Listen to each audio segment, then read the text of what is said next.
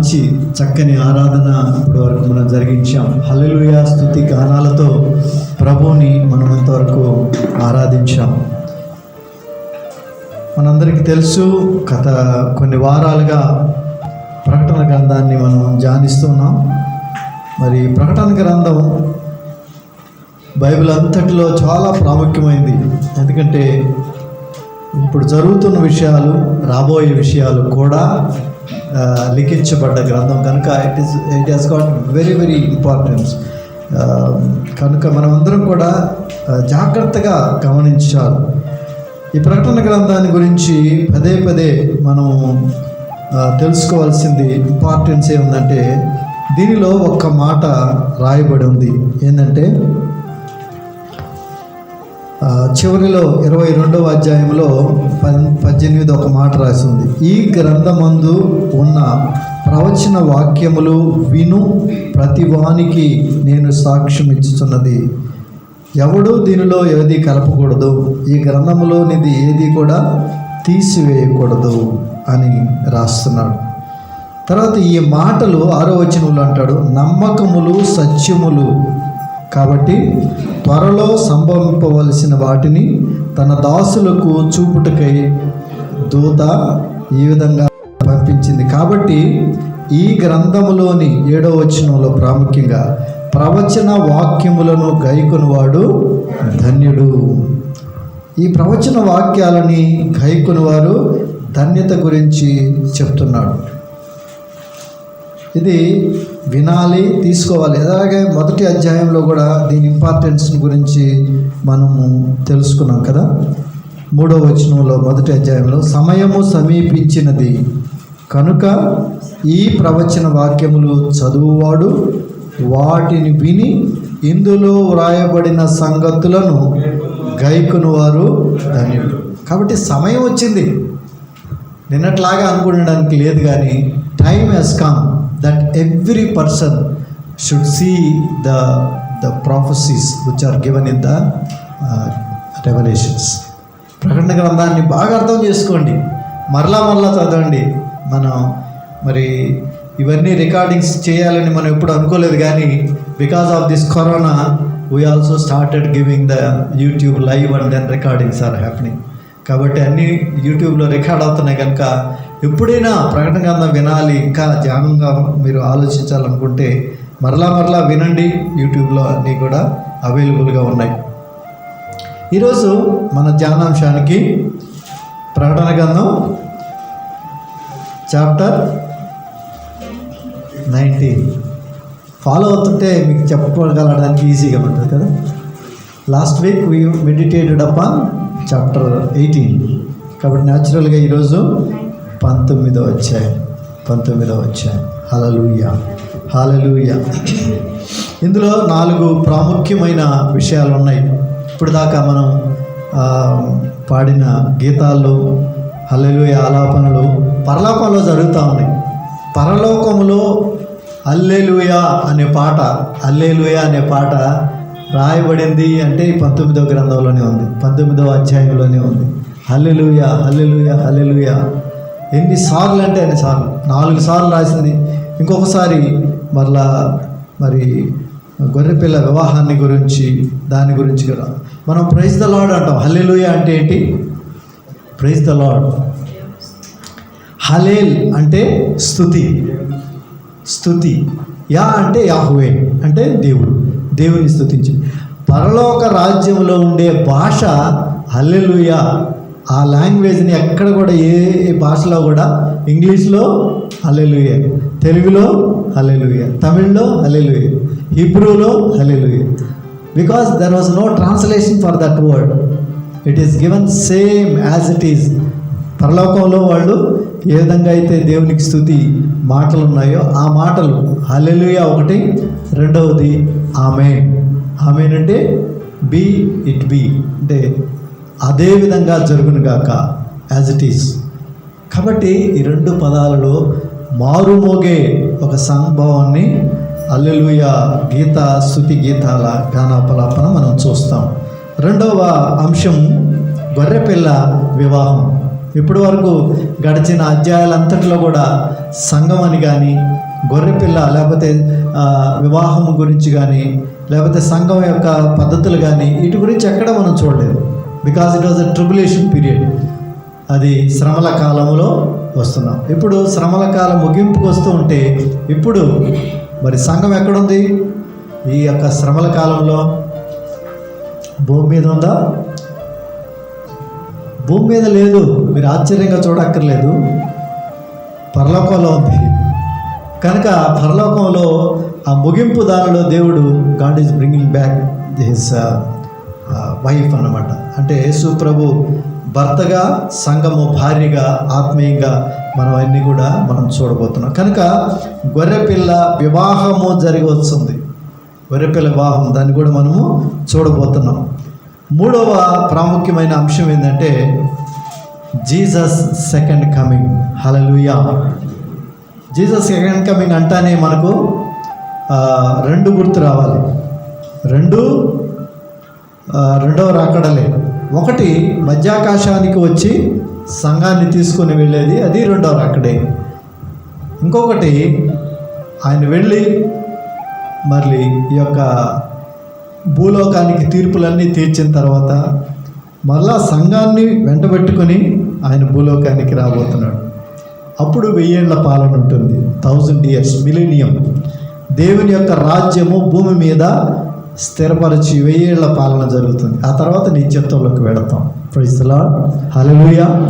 కాబట్టి ఇక్కడ మూడవ భాగం ఏంటంటే Jesus second coming is coming on to the earth అనమాట. ఎర్త్ మీద ఆయన అడుగు పెట్టబోతున్నాడు.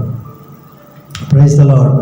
సియోను కొండ మీద ఆయన దిగబోతున్నాడు. ఆయన అడుగు పెడితేనే పర్వతాలు రెండుగా చీలిపోతున్నాయి. కాబట్టి అలాంటి ఒక పెద్ద సంభవాన్ని మనం ధ్యానించబోతున్నాం. ఓకే. తర్వాత 4వది వచ్చేసి ఇప్పటి వరకు బాబిలోన్ గురించి మనము ధ్యానిస్తూ వచ్చాం కదా. మొట్టమొదటిది మత బాబిలోన్ కూలిపోయింది. మత వ్యవస్థ భ్రష్టమైంది.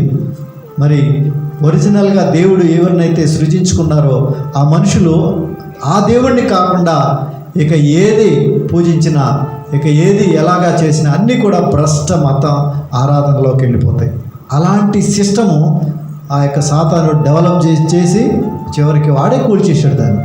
ఎందుకంటే వాడికి కావాల్సింది వాడిని ఆరాధించాలి, ఇంకెవ్వరిని ఆరాధించకూడదు. కనుక మిగతావి ఏ ఆరాధనలు ఉన్నా మొత్తాన్ని కూల్చిపడేసింది. అదంతా మనము 17వ అధ్యాయంలో చూసాం. ఆమె 18వ అధ్యాయంలోకి వస్తే వర్తక బబులోన్, the commercial Babylon, where so much of even we can also see nowadays గొప్పవాళ్ళు గొప్పవాళ్ళుగా, పేదవాళ్ళు పేదవాళ్ళుగా, అన్యాయం అక్రమాలతో నిండిన వ్యవస్థ అదన్నీ కూడా కూలిపోవడం, దేవుడు కూల్చివేయడం మనం చూసాం. That was there in the chapter 18th. అయితే ఇక్కడ 19వ అధ్యాయంలోకి 4వ భాగానికి వచ్చేటప్పటికి రాజకీయ బాబిలోన్, అంటే ఏదైతే ఈ రూలింగ్ చేస్తూ ఉందో, మత బాబిలోన్ తీసుకొచ్చినా, వర్తక బాబిలోన్ తీసుకొచ్చినా, ఏది తీసుకొచ్చినా కూడా there is a political background. Leaders ఉన్నారు, లీడర్షిప్ ఉంది. వాళ్ళ యొక్క పతనము చివరిగా ఇక్కడ చూడబోతున్నాం. The fall of the political Babylon, antichrist fall. Hallelujah, hallelujah. దేవుని నామానికి స్తోత్రం. ఇలాంటి 4 ప్రాముఖ్యమైన అంశాలు ఈరోజు మనం ఈ 19వ అధ్యాయంలో చూడబోతున్నాం. Praise the Lord. Happy praise the Lord చెప్పండి. హల్లెలూయా. మొట్టమొదటిది పరలోకమందు హల్లెలూయా స్తుతి గానాలు మనము చూడబోతున్నాం. Let us start from verse 1. జనుల శబ్దం వంటి గొప్ప స్వరము పరలోకమందు ఇలాగ చెప్పగా వింటిని, ప్రభువుని స్తుతించుడి, రక్షణ మహిమ ప్రభావములు మన దేవునికే చెల్లును. చాలు. అదే మనం ఇంగ్లీష్లో చదివితే అది హల్లెలూయా అనే గీతం అనేది ఎక్కడ మొదలవుతుందో చూస్తే మనం first verse 1, and after these things I heard a great voice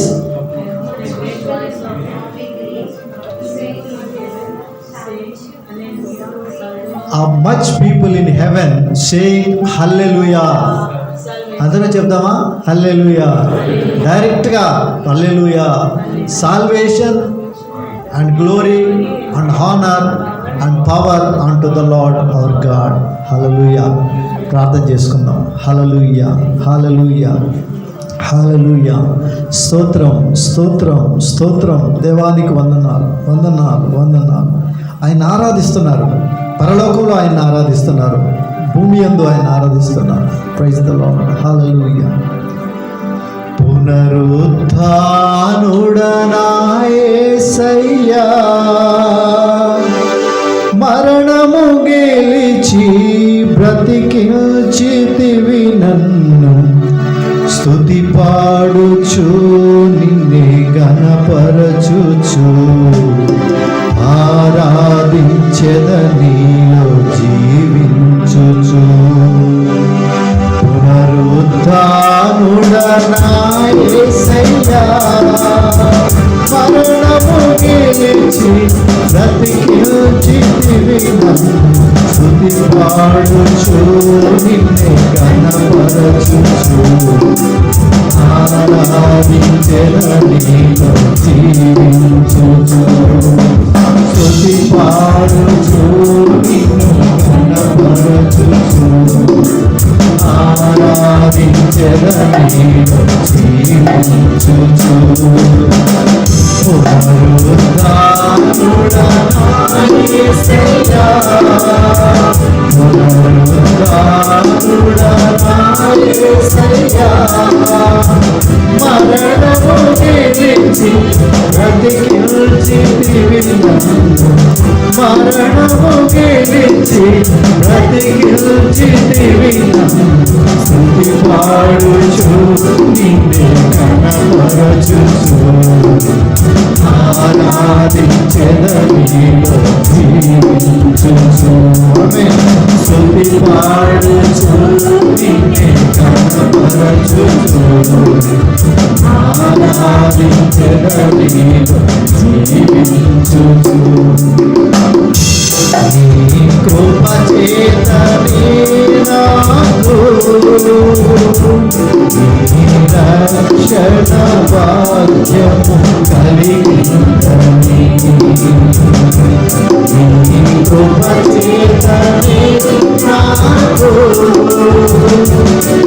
నీ రక్షణ భాగ్యము కలిగిందని. పాడనా భూమి మానో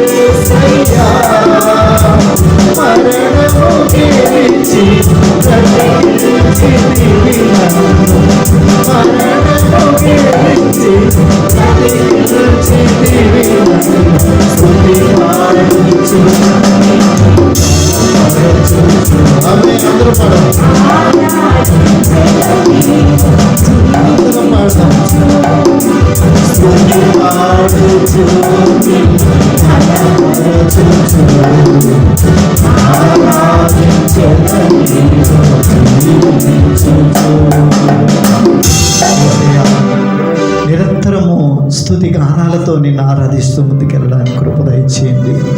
శ్రమలు, కష్టాలు అనేకాలు ఉంటాయి. వాటి మధ్యలో నుంచి నీవు నడిపిస్తూ ఉండగా ప్రభా అవి ఏమీ మా మీద ప్రభావం చూపించలేవు. Because we are destine to the kingdom of heaven. మేము పరలోక రాజ్యమునకు ప్రభా ఏర్పాటు చేయబడిన బిడలంగా నాయన మేము నడుస్తూ ఉండగా అనేక రకాలైన ఎదురులు, ఆటంకములు, సముద్రాలు, నాయన యోర్దాను నదులు అడ్డం వచ్చిన వాటన్నిటినీ అధిగమించడానికి ప్రభువు మాతో పాటు ఉన్నాడని నిశ్చయముగా తండ్రి విశ్వాసంతో ముందుకు సాగిపోయే కృప మాకు దయచేయండి. ఈ పునరుద్ధానము శక్తితో ప్రభు ఒక్కొక్కరిని నింపి బలపరుస్తున్నందుకు నీకు వందనాలు చెల్లించుకుంటున్నాం. హల్లెలూయా. స్తుతి గానాలతో పరలోకం దద్దరిల్లుతుందయ్యా ప్రభా. మేమందరం కూడా హల్లెలూయా గానాలతో ప్రభా నాయన నిన్ను స్తుతిస్తూ ఆరాధిస్తూ ఉండగా మీ కృప చేత ఒక్కొక్కరితో మా అందరితో మీరు మాట్లాడి బలపరిచి మహిమ పొందమని యేసుక్రీస్తు పరిశుద్ధ నామములో వేడుకుంటున్నాను తండ్రి. Amen, amen. Praise the Lord. Hallelujah. పరలోకములో సంఘం ఉంది. ఇంకా ఎవరున్నారు అక్కడ? ఓల్డ్ టెస్ట్మెంట్ పరిశుద్ధులు ఉన్నారు అక్కడ. పాత నిబంధనలో అబ్రహాము, ఇస్సాకు, యాకోబు అనేకులు తూర్పు నుండి పడమర నుండి వస్తున్నారు అక్కడికి. వాళ్ళందరూ కూడా అక్కడ ఉన్నారు. అనేక దేవదూతలు ఉన్నాయి.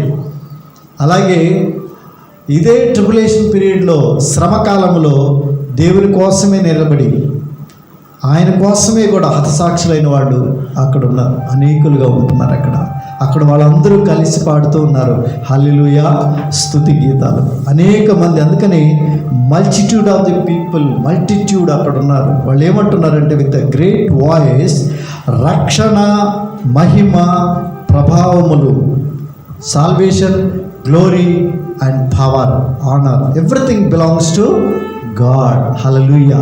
దేవునికి మాత్రమే మహిమ చెల్లించాలని ఆరాధన చేస్తున్నారు. So that is the first hallelujah. There are 4 hallelujahs ఉన్నాయి. ఒకటి, రక్షణ, మహిమ, ప్రభావములు మన దేవునికే చెల్లునుగాక. Hallelujah. That is one thing. Then రెండవది, అదే యొక్క గుంపు ఏమంటున్నారంటే ఆయన తీర్పులు సత్యములు, న్యాయములు. ఆయన మరి ఈ లోకానికి తీర్పు తీరుస్తున్నాడంటే కొంతమంది అన్యాయంగా అందరినీ కూల్చేస్తున్నాడు, తెగులు పంపించేస్తున్నాడు, ఈ దేవుడు ఏం చేస్తున్నాడు ఇట్లా అనుకుంటాం. కానీ ఆయన తీర్పులు, న్యాయములు, నీతిమంతం కలిగినవి. నీతి, న్యాయములు నేను చెప్తూనే ఉంటాను. ఆయన సింహాసనం పరలోకంలో ఉంటే ఆ సింహాసనానికి 2 ఆధారాలు ఉంటాయి. ఆ 2 ఆధారాలు ఏంటంటే, వన్ ఈజ్ నీతి, న్యాయం. మీరంత ఆలోచించక్కర్లేదు. అవే మనకు కూడా ఆధారాలుగా ఉండాలి. మన ప్రభువుకి ఆరాధన చేస్తూ ఉంటే నీతిగా ఉండాలి, న్యాయంగా ఉండాలి. అవినీతిలో జీవిస్తూ, అక్రమంగా జీవిస్తూ నేను దేవునితో పాటు ఉన్నాడు అనుకుంటే భ్రమ. కనుక నీతి న్యాయాలతో ఉండాలి. కాబట్టి ఈ గుంపు రెండవసారి ఎందుకు హల్లెలూయా చెప్తుందంటే, ఆయన తీర్పులు సత్యములు, న్యాయములు. తర్వాత తన వ్యభిచారముతో భూలోకాన్ని చెరిపిన ఆ గొప్ప మత బాబులు, లేకపోతే ఆ యొక్క గొప్ప వేశ్యకు దేవుడు తీర్పు తీర్చాడు. అలాగే మూడవది, తన దాసుల రక్తాన్ని, మరి ఎంతమందో ప్రవక్తల యొక్క రక్తాన్ని తాగింది కనుక దానికి ప్రతీకారంగా దేవుడు శిక్షని ఇచ్చాడు. కనుకనే ఈ గుంపు ఏమంటున్నారంటే హల్లెలూయా, హల్లెలూయా, హల్లెలూయా, ప్రైజ్ ద లార్డ్. ఇది రెండవ హల్లెలూయా. మూడవది ఎవరు చెప్తున్నారంటే, ఆ పట్టణపు పొగ పైకి లేచుచున్నది. అంటే ఈ సొదొమ, ఆ యొక్క బాబిలోను పట్టణాన్ని దేవుడు ఏమన్నాడంటే, ఇకపై ఎప్పుడు కూడా అది ఇక కట్టబడదు. ఎందుకంటే అంతగా అది పెంచుకున్నది ఆ యొక్క బబులోను నగరం అనేది. దాన్ని శిథిలావస్థలాగా దేవుడు ఆ యొక్క బాంబులతో మరి మంట పెట్టినట్టుగా ఉన్నాడు. ఆ పొగ లేస్తూ ఉంది, అది ఇంకెప్పటికీ ఆరదు, దాన్ని ఇంకా కట్టడానికి లేదు అని చెప్పి ఎవరు అంటున్నారంటే, అప్పుడు 24 పెద్దలు, సంఘంలో పెద్దలు 24 పెద్దలు, అలాగే మరి 4 జీవులు చూసాం కదా మనం. కాబట్టి 4 జీవులు, 24 పెద్దలు దేవుని సన్నిధిలో ఉన్నవాళ్ళు, వీళ్ళు ఏమంటున్నారు తెలిసిన? ఆమేన్ హల్లెలూయా, ఆమేన్ హల్లెలూయా. అవునుగాక, అవునయ్యా, నీ తీర్పులు సత్యములు, నువ్వు చేసింది నిజము అని చెప్తూ వాళ్ళు కూడా ఆమేనని హల్లెలూయా అని చెప్తూ ఉన్నారు. Praise the Lord, hallelujah. తర్వాత ఇంకొక 4వ హల్లెలూయా చెప్పేదానికి ముందుగా అది దేవుని దాసులారా, there is a voice from the throne of God. అంటే దేవుని సింహాసనం దగ్గర నుంచి ఒక శబ్దం వస్తుంది, ఒక వాయిస్, ఆర్కేంజియల్ లాగా ఒక వాయిస్ అంటుంది. ఏమంటుంది? దేవుని దాసులారా, ఆయనకు భయపడు వారులారా, కొద్దివారేమి గొప్పవారేమి, మీరందరూ ఆయనను స్తుతించుడి అనే ఒక స్వరము వచ్చింది. ఆ తరువాత అంటుంది, ఆ గొప్ప జన సమూహపు శబ్దము విస్తారమైన జల శబ్దములు వంటిది, బలమైన ఉరుములు. అంటే ఆయన సన్నిధిలో నుంచి వస్తే ఉరుములు వస్తున్నాయి అంటాం కదా, ఆయన సన్నిధిలో నుంచి వస్తే ఉరుములు వస్తాయి, మెరుపులు వస్తాయి. అలాగే గొప్ప జలముల యొక్క శబ్దాన్ని పోలిన ఆ స్వరము ఏమంటుందంటే, సర్వాధికారియు మన దేవుడు ఏలుచున్నాడు, హల్లెలూయా, ఆయన స్తుతించుడి, మన ప్రభువు అగు మన దేవుడు ఏలుచున్నాడు. ఆయన సర్వాధికారి అంటే ఓమ్ని పొటెంట్, అంటే ఆల్మైటీ గాడ్. ఆయన సర్వము ఎరిగినవాడు, సర్వశక్తి కలిగినవాడు, సర్వాధికారి అని చెప్పి ఆ యొక్క తరువాత హల్లెలూయా అంటుంది. హల్లెలూయా, హల్లెలూయా. మనం ఎప్పుడైనా దేవునికి స్తుతి చెల్లిద్దాం అనుకో, ఈ దేని గురించి స్తుతి చెల్లిస్తున్నామని చెప్పాలా. హల్లెలూయా హల్లెలూయా రావడం కాదు, అది ఓకే, అది తప్పేం కాదు. కానీ దేనికి నువ్వు హల్లెలూయా అంటున్నావు? What is the purpose? నా దేవుడు గొప్పవాడండి, ఆకాశము భూమిని సృజించాడు, హల్లెలూయా. ఆయన నిన్ను నన్ను ఆయన తన స్వరూపంలో సృజించాడు, హల్లెలూయా. కాబట్టి ప్రతి దాని వెనకాల ఆయన ఎవరో, ఆయన ఎంత గొప్ప దేవుడో అని స్తుతిస్తూ ఆయన్ని ఆరాధించాలి. ఈ 4 హల్లెలూయాలు పరలోకంలో చెప్పారు, కానీ ప్రతి దానికి వాళ్ళు చెప్తున్నారు రక్షణ, మహిమ, glory, power belongs to God, hallelujah, praise the Lord. అలా అంటున్నావా? లేకపోతే నోటికి ఏదో ప్రైజ్ ద లార్డ్ అనేస్తే మరి అన్నిటికీ ప్రైజ్ ద లార్డ్ అంటారు. చేసే పనులు బాగా లేకపోతే ప్రైజ్ ద లార్డ్ సార్ అంటారు. ఏ పనులు సరిగా చేయరు, సరిగా చర్చికి రాదు, సంఘాన్ని అంటే విడుదల ఏమీ లేదు, మరి ఓపెన్ చేస్తే ప్రైజ్ ద లార్డ్. దేవుడికి ఎలా మహిమ కలుగుతుంది? నీవు సరిగా లేకుండా, నీవు సన్నిధికి రాకుండా, నీవు సరైన పద్ధతులే మెయింటైన్ చేయకుండా ప్రతిసారి హల్లెలూయా హల్లెలూయా అంటే ఏమి అంటే నోట్లో నుంచి వస్తుంది కానీ హృదయంలోంచి రావడం. హృదయంలోంచి వచ్చే స్థుతి కృతజ్ఞతతో కలిగి ఉంటుంది. Amen, hallelujah, praise the Lord, praise the Lord, hallelujah. కాబట్టి మనం ఈ హల్లెలూయా పాటలు ఎప్పుడు కూడా పాడుతూ ఉండాలి. దీనికి ఎందుకు ఇంత సర్వాధికారి అనే దానికి ఒక ఉదాహరణ ఏంటంటే, మనకు బాగా తెలిసింది ఏంటంటే ఎఫెసీకి 3rd chapter 20th verse మనకు తెలుసు కదా. మనం అడుగుతూ ఉంటాం, మనం ఏదో ఊగిస్తూ ఉంటాం, ప్రభువా నాకు ఇది కావాలి అంటాం. అంటే ఆయన సర్వశక్తుడు అని ఒక మాటకి బైబిల్ యొక్క రెఫరెన్స్లో చూస్తే ఆయన కార్యసాధకమైన తన శక్తి, మనము అడుగు వాటి అన్నిటికంటేను ఊహించు వాటి అన్నిటికంటేను అత్యధికముగా చేయ శక్తి గల దేవుడు, praise the Lord, hallelujah.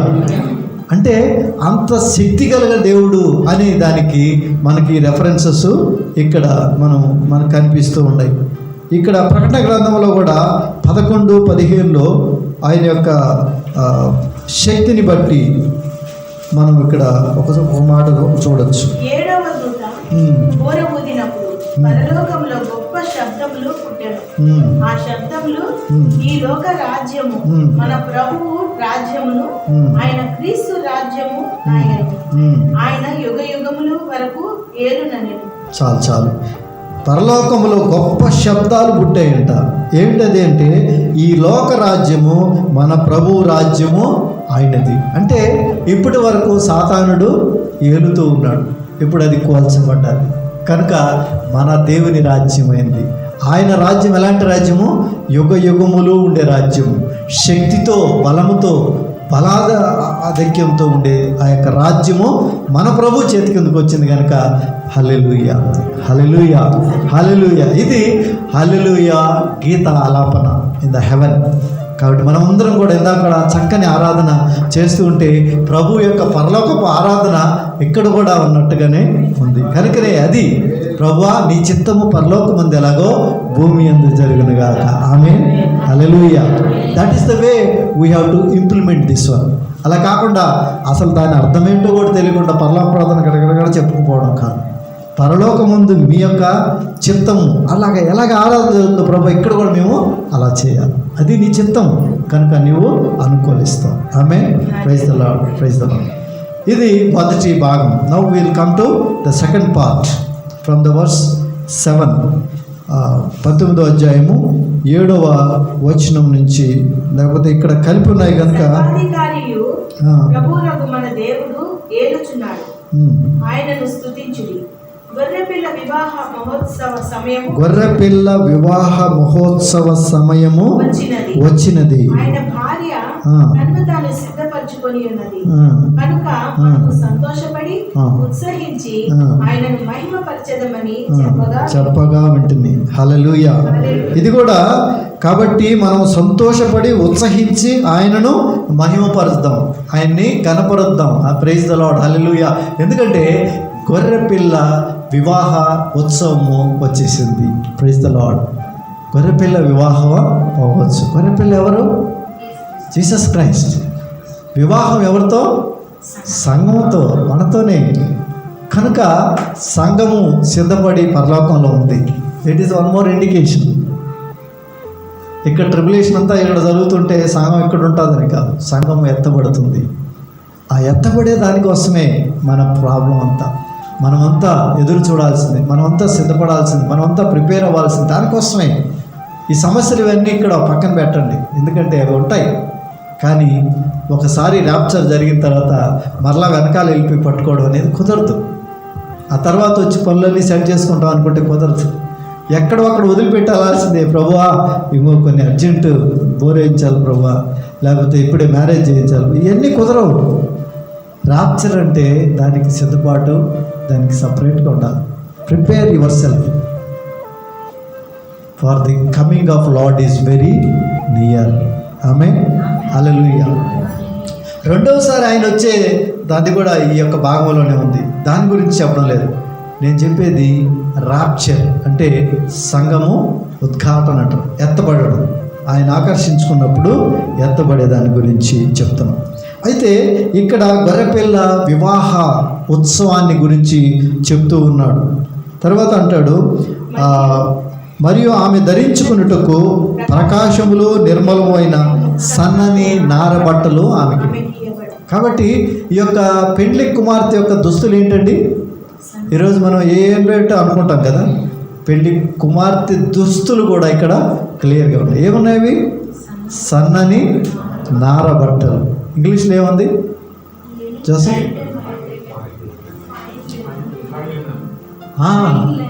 Fine Lenin. అది దేవుని నీతి క్రియలవి. వైట్ రోబ్ అంటారు, అంటే నీతి క్రియలతో ఉండాలండి. Those are the things which God is expecting from us. నీతి క్రియలు అవి మన యొక్క పరిశుద్ధుల యొక్క క్రియలు, అవి వాళ్ళ యొక్క బట్టలు. ఆమేన్, హల్లెలూయా. మనం నీతి చేత మరి దేవునిలోకి రాబడ్డాం కనుక నీతి క్రియల చేత మనము ధరింప చేసుకోవాలి. కాబట్టి ఇది పెళ్లి కుమార్తె గురించిన సందర్భం. అయితే దీని గురించి కొన్ని విషయాలు మీకు తెలియజేయాలి. ఎందుకు ఈ యొక్క పెళ్లి వివాహము ఇదంతా కూడా ఈ విధంగా ఉందంటే, ఈ యొక్క బైబిల్ గ్రంథంలో ఈ యొక్క విషయంలో కూడా ఇదంతా కూడా ఎగ్జాక్ట్గా హిబ్రూ లేకపోతే ఆ యూదుల యొక్క వివాహాన్ని యొక్క ఆ సిస్టమ్ గురించి ఆల్మోస్ట్ అట్లాగే ఇక్కడ రాస్తున్నారు. ఈ యొక్క సిస్టమ్ అంతా కూడా ఆ యొక్క యూదుల యొక్క మ్యారేజ్ సిస్టమ్ ఎలాగ ఉంటుందో దాన్ని బట్టే ఇదంతా ఉంది. కాబట్టి ఇప్పుడు యేసు ప్రభువుకు అలాగే సంఘం అంటే వధువుకు ఒక వివాహం కనుక మనం ప్లాన్ చేసుకుంటే, అర్థం చేసుకోవాలని అనుకుంటే, మొట్టమొదటిగా ఆ యొక్క యూదుల ఆ యొక్క పద్ధతి ప్రకారంగా ఏం చేస్తారంటే, ఇప్పుడులాగా ఎక్కడ పెడితే అక్కడ జస్ట్ లైక్ దట్ ఫిక్స్ చేసుకోవడం అట్లా అవదు. వైఫ్ అండ్ హస్బెండ్ అలా. ఆ పద్ధతి ఏంటంటే పెద్దలు నిర్ణయిస్తారు. The elders will decide. దానికి సాదృశ్యంగా ఈ వధువుని దేవుడు, అంటే ఈ యొక్క సంఘం వధువు అనుకుంటే ఫాదర్ గాడ్, తండ్రి అయిన దేవుడు సిద్ధపరిచాడు, చూసి పెట్టేశాడు. ఎప్పుడు? Let us see verse 1 Peter chapter 1 verse 2, రెండవది ఎఫెసీ పత్రిక చాప్టర్ 1 4, 5, 6 వర్స్. ఎప్పుడు తండ్రి ఈ వధువును చూసి పెట్టాడు అంటే మనందరికీ తెలుసు, కానీ వాక్య రెఫరెన్స్తో కూడా కావాలి మనకు. What it says? మొదటిది పేతురు 1:2, elect according to the foreknowledge of God the Father through sanctification of the Spirit unto obedience and sprinkling of the blood of Jesus Christ, grace unto you and peace be multiplied. అలాగే తెలుగులో పడుతుంది, ఆత్మ వలన పరిశుద్ధత పొందిన వారే విధేయులగుటకును యేసుక్రీస్తు రక్తం వలన ప్రోక్షింపబడుటకును ఏర్పరచబడిన వారికి. అనగా చాలు యేసుక్రీస్తు రక్తము వలన ప్రోక్షించబడేదానికి ఏర్పరచబడిన వారు అంటే ఈ సంఘము ఏర్పాటులో ఉంది అనేది మీకు తెలియజేస్తుంది. It was pre known to the Father, అంటే it was already taken a decision. చూడండి, అదేవిధంగా ఎఫ్ఎస్సి పత్రిక కూడా చూడండి, so that you will be very clear. 1వ అధ్యాయము 4, 5. తన ప్రియను తాను ఉచితముగా మనకు అనుగ్రహించిన తన కృపా మహిమకు కీర్తి కలుగునట్లు తన చిత్త ప్రకారమైన దయా సంకల్పము చెప్పున యేసుక్రీస్తు ద్వారా తనకు కుమారులుగా స్వీకరించుటకై, యేసుక్రీస్తు ద్వారా మనలను కుమారులుగా స్వీకరించుటకై మనలను అంటే ఎవరిని? అరుణ్, జోసఫ్, దివ్య, ఎవరిని? సంఘాన్నండి, మనల్ని. మనం ఎవరి గురించో ఆలోచించద్దు ఇక్కడ. మనలను ఎక్కడ? ముందుగా తన కోసము నిర్ణయించుకుని, ముందుగా the father has decided this event way back, జగత్తు పునాది వేయబడక ముందే. ప్రైజ్ ద లార్డ్, హల్లెలూయా. సంఘాన్ని సిద్ధపరిచాడు. కనుక ఫస్ట్ పార్ట్ ఏంటంటే వాళ్ళ ఫాదర్స్, ఎల్డర్స్ ఏం చేస్తారు? అమ్మాయిని చూసి డిసైడ్ చేస్తారు. ఇప్పుడు రెండవది, ఆ సిస్టంలో ఏముందంటే there was a dowry system. Dowry system అంటే ఇప్పుడు జరిగేది కాదు. ఇప్పుడు ఏంటంటే అమ్మాయిల దగ్గర నుంచి అబ్బాయిలు తీసుకుంటున్నారు కదా. That was not that one. That time it was given from the bride groom నుంచి బ్రైడ్కి డౌరీ ఇస్తారు. అంటే కొంత అమౌంట్ చెల్లిస్తారు. They use to pay some amount. అందువల్ల ఏమవుతుందంటే ఆ తరువాత వాళ్ళు వీళ్ళ పక్షాన వస్తారు. తర్వాత వాళ్ళు ఒక లీగల్ డాక్యుమెంట్ రాసుకుంటారు, ఈమె మా అమ్మాయి అవుతుంది అని. ఆ యొక్క సిస్టమ్ యూదా సిస్టంలో. సో ఎగ్జాక్ట్గా ఇదంతా కూడా ఆ ప్రకారంగానే ఉంటుంది. కాబట్టి ఈ యొక్క రిడెంప్షన్కి అంటే ఆ పెళ్లి కుమార్తె విడుదల పొంది వాళ్ళ ఇంటి దగ్గర నుంచి రావడానికి విడుదల కావాలి. విడుదల కావాలంటే the bride groom has to pay some price. దానికి మొదటి కొరింథీయుల పత్రిక 6వ అధ్యాయం 19వ వచనం చూద్దాం.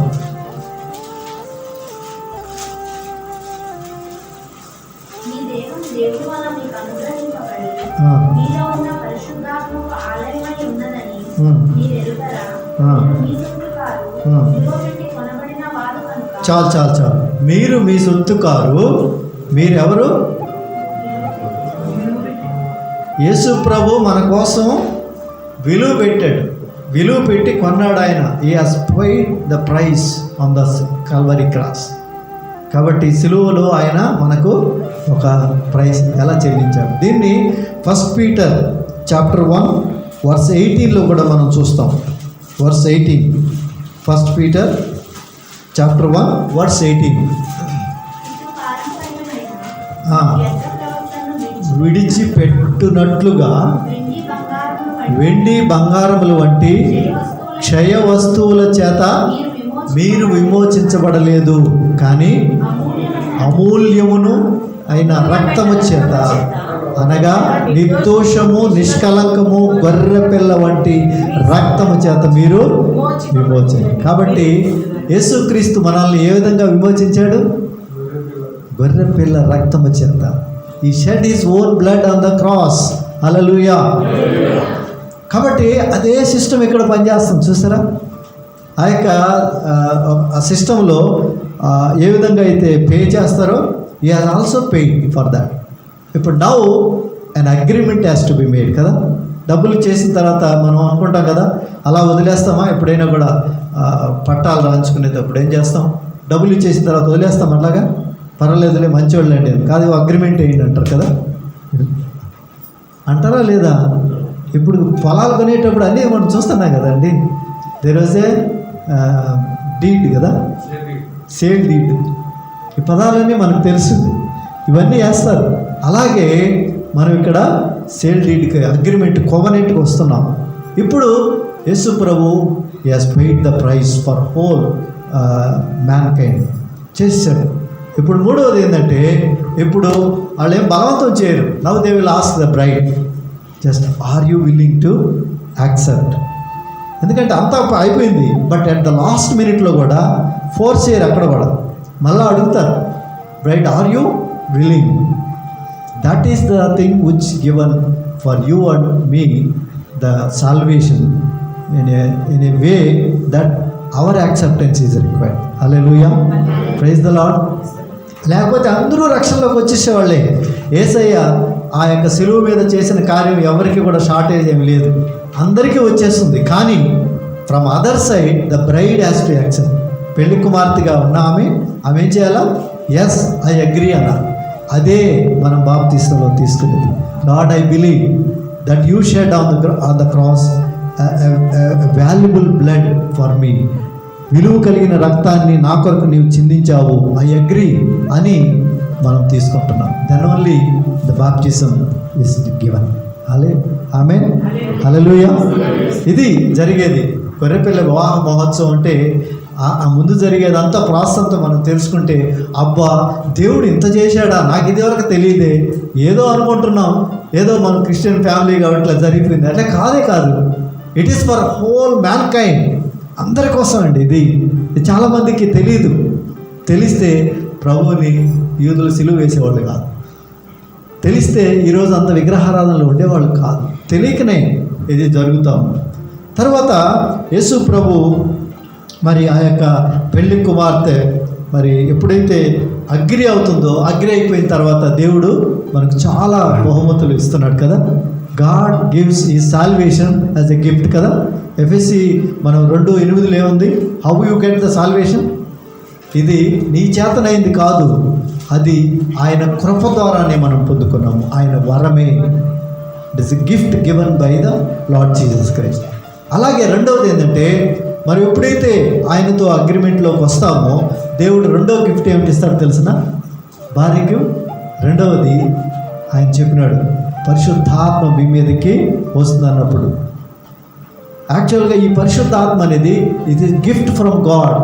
పేతురు కూడా అంటాడు, మీరు ఎప్పుడైతే యేసుక్రీస్తు నామములో మీరు బాప్తిసం తీసుకుంటారో, అపోస్తలులు 2:40 ఉంటుంది, మీరు పరిశుద్ధాత్మ అనే వరము, it is a gift given by God. హల్లెలూయా.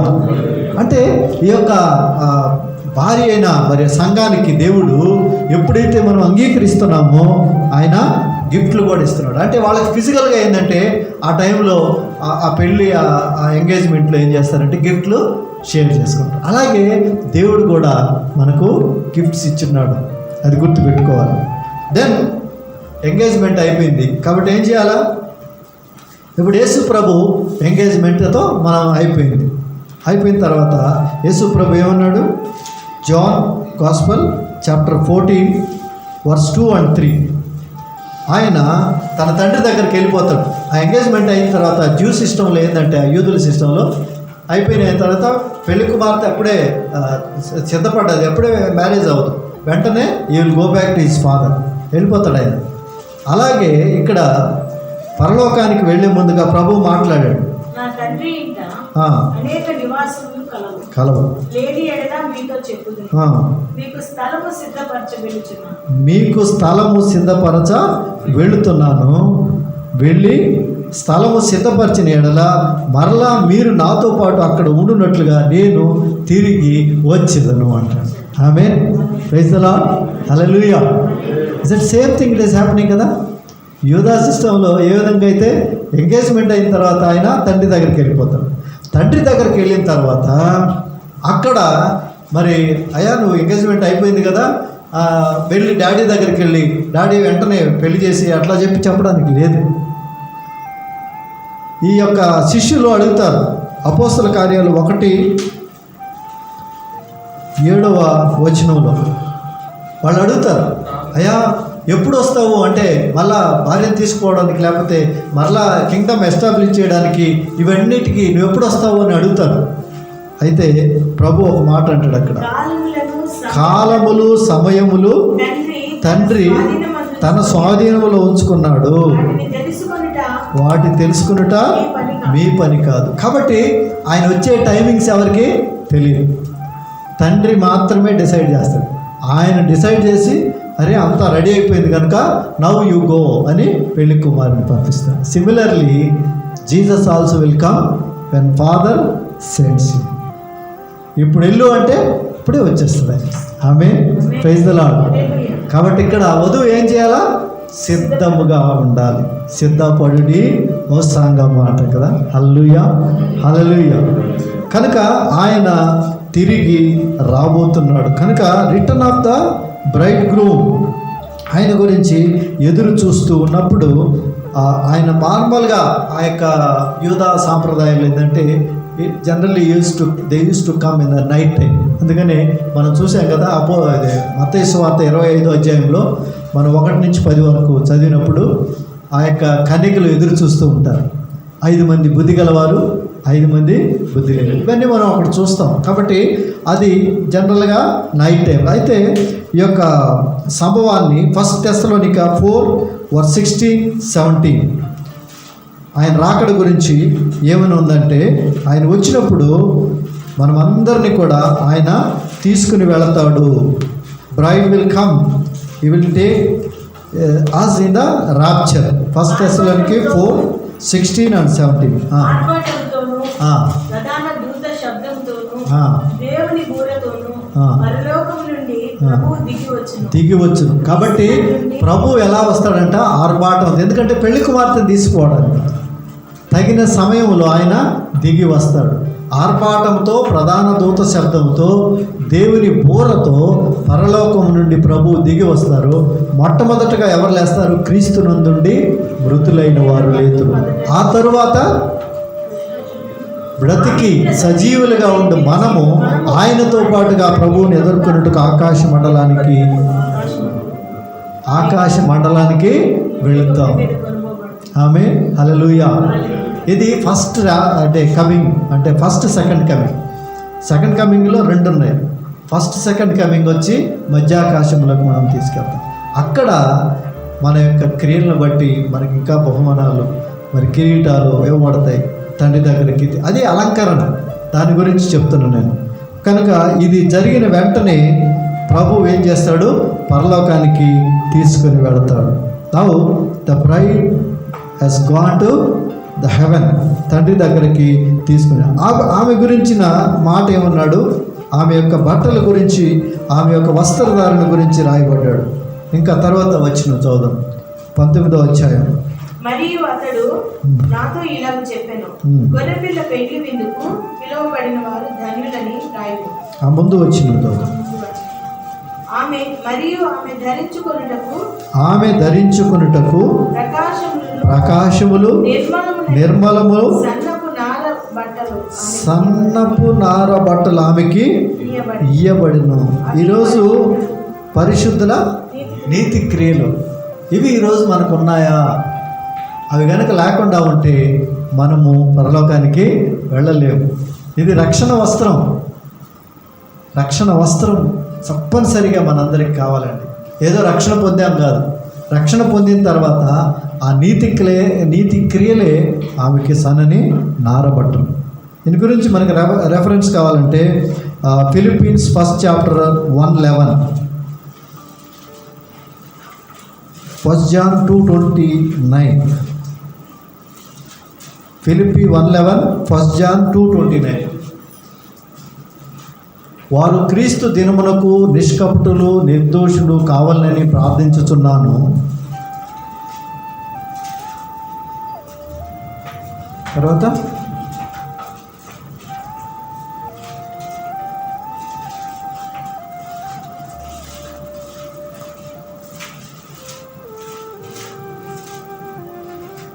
ఫిలిప్పీలకు రాసిన పత్రిక 1:11.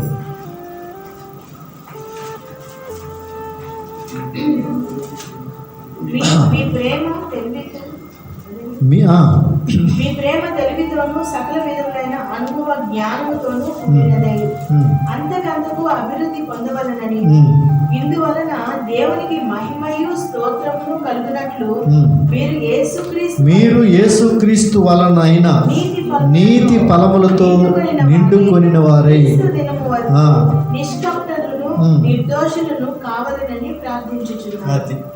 నీతి ఫలాలతో మీరు నిండుకొని ఉండాలి అనేది. కాబట్టి నీతి ఫలాలతో మనం ఆయనకి ఎదురు చూడాలి. నీతి ఫలములు, ఈ మాటని 1 యోహాను పత్రిక 2:29 కూడా ఉంది. నీతిని మీరు ఎరిగి ఉన్న ఎడల నీతిని జరిగించు ప్రతివాడు ఆయన మూలముగా పుట్టి ఉన్నాడు. కాబట్టి నీతిని జరిగించాలి. నీతిని జరిగించినప్పుడు నీతి యొక్క ఫలాన్ని మనము పొందుతాం. నీతిమంతులుగా, నీతి కొరకు ఆకలి దప్పుగలు కానివారు, నీతిలో జీవిస్తున్నవాడు, నీతి కొరకు హింసించబడవాడు, ఇవన్నీ కూడా మనము ఫలాలు పొందుతాం.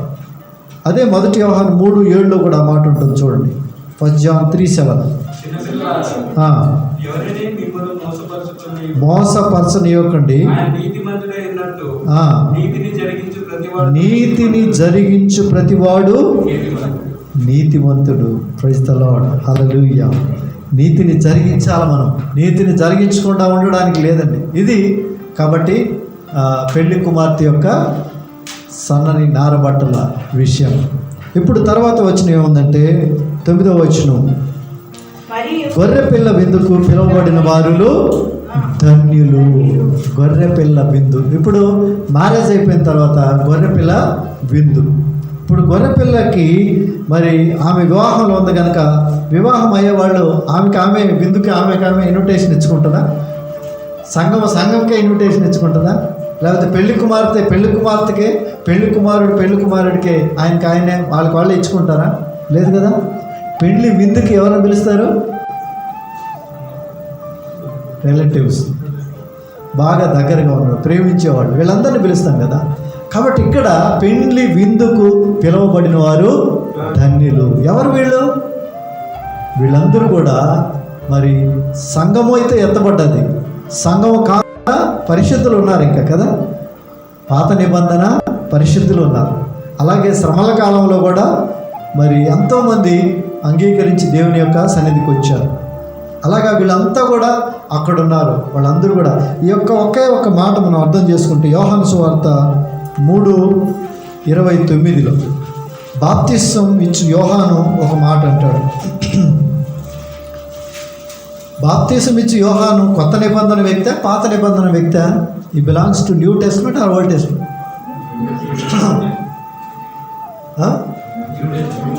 న్యూ టెస్ట్మెంట్ కదా. ఇంకా చెప్పండి, మార్కులే లేవు, ఏదైనా చెప్పచ్చు. నువ్వు చెప్పు అరుణ్. న్యూ టెస్ట్మెంట్ చెప్పాలా? రమ్య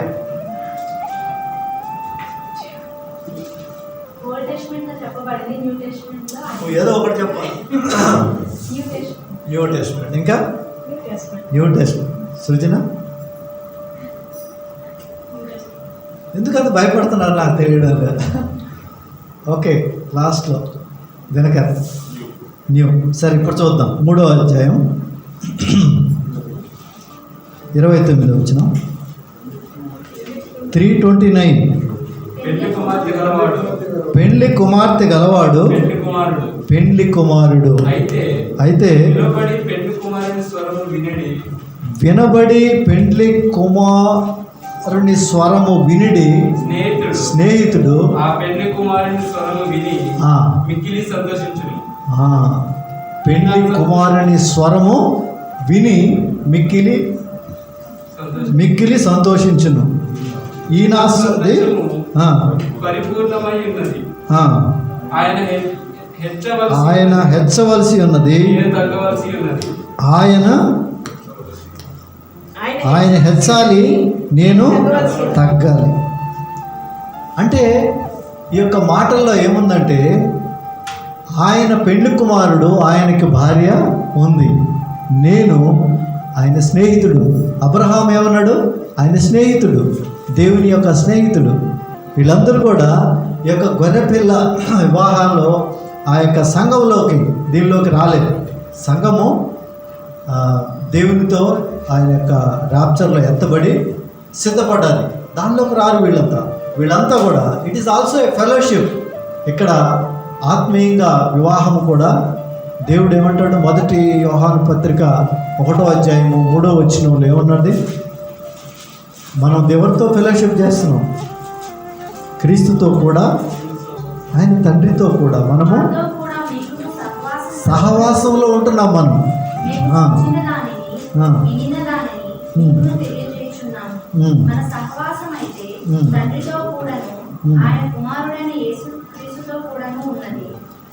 కాబట్టి మన సహవాసము క్రీస్తుతో కూడా, ఆయన తండ్రితో కూడా. కాబట్టి ఇది ఒక ఫెలోషిప్ అంతే. అలాగే ఈవెన్ ద మ్యారేజ్ ఏదైతే సఫర్ ఆ యొక్క విందుకు పిలుస్తున్నాడో అది కూడా ఇట్ ఈస్ ఎ ఫెలోషిప్. వాళ్ళు కూడా ఆ ఫెలోషిప్కి పిలుస్తారు.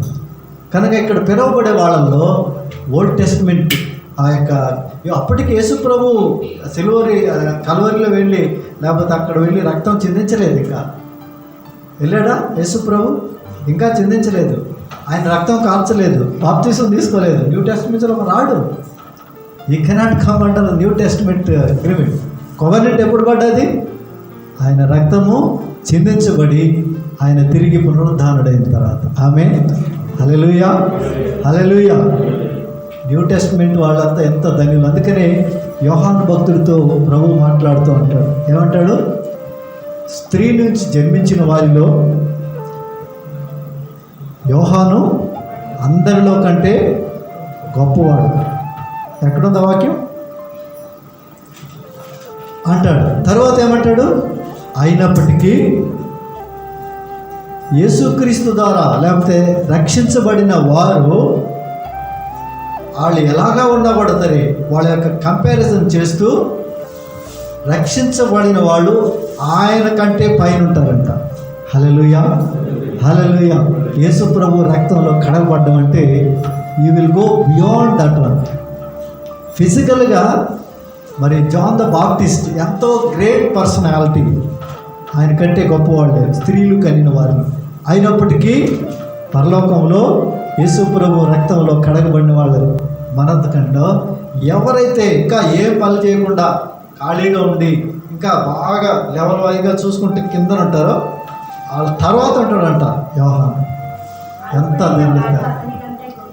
అల్పుడైన వాడు. ఎవరు అల్పుడు? పరలోకంలో చాలా లెవెల్స్ ఉంటాయి. మీరు ఏమి కానీ కార్యాలు చేయకుండా పోతే మీరంతా లాస్ట్ గ్రేడ్కి వచ్చేస్తారు. కార్యాలు చేయాలా, యేసు ప్రభు కోసం జీవించాలా, ఆయన కోసం కట్టుబడి ఉండాలి. ఏమన్నా జరగనివ్వండి, నా life it belongs to God, దేవుని కోసం అంతే. అలాగా ఉన్నప్పుడు నీ లెవెల్ పైన ఉంటుంది. లేకపోతే ఆ లెవెల్స్లో అంతా కూడా బాగా డౌన్. అల్పుడైన వాడు అంటే లాస్ట్ మిట్లో ఉంటాడు. ఆయన కెపాసిటీ ఎలా ఉంది? ఆయన కూడా అంటే ఏంటి? ఆయన లెవెల్ ఏంటి? అల్పుడైన వాడు అతని కంటే. ఎవరతను? యోహాను కంటే గొప్పవాడు. రెఫరెన్స్ చెప్పమ్మా.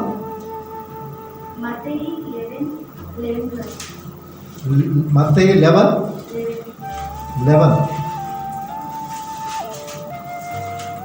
ఈ వాక్యము మనకి హెచ్చరిస్తుంది మనకు దేవుడు ఎంతగా ఉన్నతంగా బాప్తిసం ఇచ్చు యోహాను కంటే ఆ.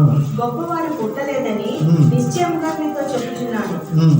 అయినను ఉమ్. పరలోక రాజ్యంలో ఉమ్. అల్పుడైన వాడు అతని కంటే గొప్పవాడు. చాలు, ఇది జ్ఞాపకం పెట్టుకోండి.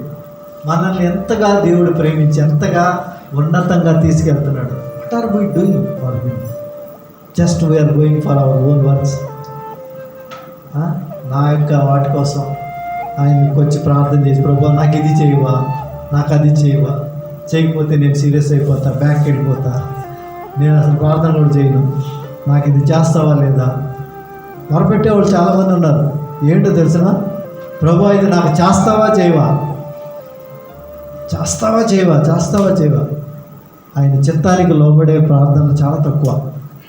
Lord, if it is your will give me, నీవు చేయండి ప్రభు, చేస్తావు, కానీ ఆయన చిత్తం కాకపోతే నాకు వద్దు ప్రభు అని చెప్పడానికి కూడా సిద్ధంగా ఉన్నాడు. కాబట్టి యోహాను భక్తుడు ఓల్డ్ టెస్ట్మెంట్కి సంబంధించిన వాడైనా, ఇంకా అప్పటికి పునరుత్థానం జరగలేదు, యేసు ప్రభు రక్తము చిందించలేదు. తరువాత ఈ గొర్రెపిల్ల విందుకు పిలువబడిన వారు ధన్యులు అని చెప్తున్నాడు. ఆ తర్వాత ఇవన్నీ విన్న తర్వాత యోహాను భక్తునికి చాలా ఆయనకి ఎంత ఎక్సైట్ అయిపోయి అయ్యా నిజంగా నువ్వు దేవుని అన్నట్టుగా పడి ఆయనకి ఏం చేస్తున్నాడు, 10వ వచనంలో ఈ స్టార్టెడ్ బవింగ్ డౌన్ అండ్ చేసి ఏం చేస్తున్నాడు, ఆయన్ని స్తుతించడానికి సాష్టాంగ పడిపోయాడు. అతనికి నమస్కారం చేయలేదు, అతని పాదం మీద సాగిలాడు. అప్పుడు ఏమన్నాడు ఆ దూత, అయ్యా నీవు నాకు నమస్కారం చేయకూడదు, నేను నీలాంటి వాడిని, యేసుని గురించి నీతో సహదాసుడును, నేను యేసు ప్రభు సాక్ష్యం ఇచ్చేవాడిని, నీలాంటి వాడిని నేను కూడా, నాకు నీవు నమస్కారము చేయకూడదు. ఎవరికి చేయాలా? దేవునికే నమస్కారం. Almighty God. హల్లెలూయా. చాలాసార్లు మన భక్తి ఎక్కువగా ఉంటే ఎవరికంటే వాళ్ళకి వెళ్ళిపోయి నమస్కారం పెట్టేద్దాం. చేయకూడదు, తెలియక చేస్తాం. అవన్నీ కూడా దేవునికి మాత్రమే నమస్కరించాలి. ఆమె హల్లెలూయా. దేవునికే ఎవరికి మనిషికి ఇవ్వకూడదండి. కొంతమంది మనుషులు విగ్రహాలు చేస్తారు, మనిషి ఫోటోలు పెట్టుకుంటారు. ఈయనే మాకు దేవుడు అండి, దేవుడిని తెలియజేసాడు నిజమే, కానీ ఆయన్నే పట్టుకోమని కాదుగా, నువ్వు దేవుణ్ణి పట్టుకోవాలి. ఈరోజు మనుషుల యొక్క విగ్రహాలు పెట్టుకున్న వాళ్ళు చాలామంది ఉన్నారు. టచ్ చేస్తే వాళ్ళు బయటకు వస్తారు, యేసు ప్రభు బయట రాడు. They only show their important person, their leader, their important person who he's guided them. వాళ్ళు గైడ్ చేసి ఉండొచ్చు, కానీ అంత మాత్రాన దేవుని స్థానానికి వాళ్ళు అర్హులు కాదు. ఆమె హల్లెలూయా. తర్వాత మంచి మాట అంటాడు, యేసును గూర్చిన సాక్ష్యము ప్రవచన సారం. యేసును గూర్చిన సాక్ష్యం, యేసును గూర్చిన చెప్పిన మాటలన్నీ కూడా they are the prophecy of the spirit. అంటే పాత నిబంధనలో కూడా యేసు ప్రభువుని చెప్పిన మాటలన్నీ కూడా అవన్నీ కూడా ప్రవచనాసారాలు. కనుక whole Bible it is around Jesus Christ. యేసు ప్రభువే ప్రతి గ్రంథంలో కూడా యేసు ప్రభువునే చూపిస్తుంటుంది, యేసు ప్రభువుని డైరెక్ట్ చేస్తుంది. Praise the Lord. Hallelujah, hallelujah. ప్రభు నామానికి స్తోత్రం. కనుక యేసును గురించిన సాక్ష్యం అనేది ఇట్ ఈస్ ఎ ప్రొఫెసీ. కాబట్టి ఎప్పుడు మనం యేసును గురించి చెప్తా ఉంటే అది దేవునికి అది ఉన్నతమైన ఘనతని తీసుకొని వస్తుంది. కనుక అలాగా మనము చేయాలి. ఇది 2వ భాగం. చాలా టైం అయింది ఇప్పటికే. Now will go to 3rd one. This is very very important one. Verse 11 to 13 లేకపోతే 11, 12, 13 వచనాలు ఈ యొక్క క్రీస్తు 2వ రాకడ, అంటే ఆయన భూమి మీదకి వచ్చేది. ఇంతకుముందు పెళ్లి కుమార్తె ఆ యొక్క మధ్యాకాశంలో వచ్చి తీసుకునేది, అది కూడా 2వ రాకడే, but it was only rapture. But now after rapture పెళ్లి కుమార్తె వివాహం అయిపోయింది, ఆ విందు 7 సంవత్సరాల శ్రమ అయిపోయింది. ఇప్పుడు end of that one tribulation, ఆ యొక్క లాస్ట్ చివరి అది అయిపోయిన తర్వాత అప్పుడు యేసు ప్రభు వస్తున్నాడు. ఇంకా ఆయన యొక్క రాకడ గురించి ఇక్కడ చూస్తున్నాం. 11వ వచనం. మరియు పరలోకము తెరవబడి ఉండుట చూచితిని. పరలోకము తెరవబడి ఉండుట. ఫస్ట్ టైం పరలోకం తెరవబడ్డది ఎక్కడ? 4వ అధ్యాయం, ప్రకటన గ్రంథం 4వ అధ్యాయం 1వ వచనం. చూడండి, మీరు జాగ్రత్తగా చూడాలి, ఎందుకంటే అది ర్యాప్చర్ టైం. యేసు ప్రభు అక్కడ సంఘాన్ని తీసుకుని వెళ్ళేటప్పుడు పరలోకం తెరవబడ్డది. ఆ యోహాను భక్తుడు అక్కడ చూస్తూ ఉన్నాడు కదా. 4:1 ఈ సంగతులు జరిగిన తరువాత పరలోకమందు ఒక తలుపు తెరవబడి, అది మరి పెండ్లి కుమార్తె లేకపోతే ఈ యొక్క సంఘాన్ని తీసుకొని వెళ్ళడానికి వచ్చినప్పుడు, తీసుకొని వెళ్ళేటప్పుడు పరలోకం తెరవబడ్డది. ఇప్పుడు మనం చూడబోయేది 11వ వచనం, 19వ అధ్యాయము 11వ వచనం. అప్పుడు పరలోకము తెరవబడి చూచితిని, అప్పుడు ఇదిగో తెల్లని గుర్రం ఒకటి కనబడేది. తెల్లని గుర్రం, ఇంతకుముందు కూడా తెల్లని గుర్రం చూసాం కదా. ఆ గుర్రం ఎవరు ఎక్కారు? 6వ అధ్యాయం, ప్రకటన గ్రంథం 6వ అధ్యాయం. ఆడు కూడా తెల్లని గుర్రం ఎక్కాడు కదా. Just opposite to Christ, anti Christ. ఆడు ఎంట్రెన్స్ అంటే ఈ శ్రమల కాలం ఎంట్రీలోనే ఆడు వస్తాడు. ఎట్లా వస్తాడు? ముసుగు వేసుకొని యాంటీ క్రైస్ట్ లాగా రాడాడు. వాడు తెల్లని గుర్రం వేసుకొని క్రైస్ట్ వలె శాంతిదూతలాగా వస్తాడు. అందుకని వాడు కూడా అక్కడ ఎంట్రీ ఎప్పుడు అదే గుర్రం. కానీ ఇక్కడ చూడండి, యేసుక్రీస్తు యొక్క తెల్లని గుర్రము, దాని మీద కూర్చుని ఉన్నవాడు నమ్మకమైన వాడును సత్యవంతుడును. ఆయన యొక్క నామం ఏంటి? ఆ నామము his name is faithful and also true. ఆయన సత్యవంతుడు, న్యాయవంతుడు అని నామం ధరించుకున్నాడు. కానీ యాంటీ క్రైస్ట్ అట్లా కాదు, మోసగాడు, అపవాది, అందరినీ నాశనం చేసేవాడు. కానీ ఇక్కడ ఆయన న్యాయవంతుడు, సత్యవంతుడు అని ఉన్నాడు. ఆయన నీతిని బట్టి విమర్శ చేయించు యుద్ధము జరిగించుచున్నాడు. ఆయన నేత్రములు అగ్ని జ్వాలల వంటివి. కాబట్టి ఆయన నీతిని బట్టి విమర్శన చేయించు యుద్ధము జరిగించాడు. ఈయన కమింగ్ గురించి ప్రకటన గ్రంథం 1:7 కూడా మనం చూస్తాం. 1:7 కూడా ఆయన మేఘారూఢుడై వచ్చుచున్నాడు, ప్రతి నేత్రము ఆయనను చూచును, ఆయన పొడిచిన వారు చూస్తారు. కానీ మధ్యాకాశంలోకి వచ్చినప్పుడు అలా కాదు. ఆయన సంఘం కోసమే వస్తాడు. ఆయన స్వరం ఓన్లీ ఎవరైతే ఆయన తట్టు చూస్తూ ఉంటారో, ఆయన కోసమే ఆలోచిస్తూ ఉంటారో వాళ్ళు మాత్రమే లాచ్ అవుతారు. దానికి అందరూ కనిపించదు. అది ఒకరు ఉంటారు, ఒకరు తీసుకుని విడబోతారు. ఇద్దరు పొలానికి వెళ్తారు, ఒకరు పొలంలో ఉంటారు, ఒకరు తీసుకుని వెళ్తారు. కాబట్టి ఇదంతా మనం చూసాము. కానీ ఇక్కడ అలా కాదు, ప్రతి నేత్రము చూచును, ఆయన పొడిచిన వారు కూడా చూస్తారు. Now this coming is totally different. ఆ రారాజుగా వస్తాడు ఆయన. ఫస్ట్ టైం లాగా కాదు, ఆయన రారాజుగా వచ్చి ఆయన అందరికి ముందు ఉంటాడు. దీని గురించి దానియేలు ప్రొఫెసీ గ్రంథంలో కూడా రాసిపడింది. 2వ అధ్యాయము 34, దానియేల్ చాప్టర్ 2:34. మరియు చేతి సహాయం లేక తీయబడిన ఒక రాయి ఇనుములు మట్టియు కలిసిన ఆ ప్రతిమ అంటే ఆ ప్రతిమ 4 రాజ్యాలుగా మనం చూసాము. ఆ 4 రాజ్యాలు 4 భయంకరమైన మృగాలు కూడా తర్వాత 7వ అధ్యాయంలో మనం చూస్తాం. ఆ మృగాల తర్వాత లేకపోతే ఆ 4 రాజ్యాల తర్వాత ఆ తరువాత పరలోకం నుండి ఒక రాయి పడి ఆ యొక్క ఆ ప్రతిమను తుత్తునీలుగా చేస్తుంది. అంటే ఆ రాజ్యాన్ని కూల్చివేస్తుంది. ఈ రాజు వస్తున్నాడు. ఈ రాజుని గురించే అక్కడ దానియేలు కూడా దానియేలు గ్రంథంలో కూడా చెప్పాడు. That and God's kingdom is going to be established. ఒక రాయి వచ్చి ఆ ప్రతిమ యొక్క కాలు మీద పడుతుంది. అప్పుడు ఆ ప్రతిమ అంతా కూడా ఇట్ వాస్ టోటల్లీ డెస్ట్రాయిడ్. అంటే యుగ సంబంధమైంది. యాంటీ క్రైస్ట్ ప్రభుత్వం పూర్తిగా నాశనం చేయబడింది. ఆయన ఎంట్రీ ఇక్కడ చూపిస్తున్నాడు. Is the lord. దానియేలు గ్రంథంలో ఉంది. అలాగే మరి మత్తయి సువార్త 24:30 కూడా దీని గురించి రాసింది. అక్కడ కూడా ఆయన వచ్చినప్పుడు భూమి మీద ఉన్న వాళ్ళలో ఆయన బిడ్డలు ఎవరో ఉన్నారో వాళ్ళని మాత్రము సపరేట్ చేస్తారు, మిగతా వాళ్ళందరినీ నాశనం చేస్తారు. 24:30 ఆకాశమందు కనబడును. అప్పుడు మనిషి కుమారుడు ప్రభావముతోను మహామహిమతోను ఆకాశ మేఘారుడే వచ్చి చూచి భూమి మీద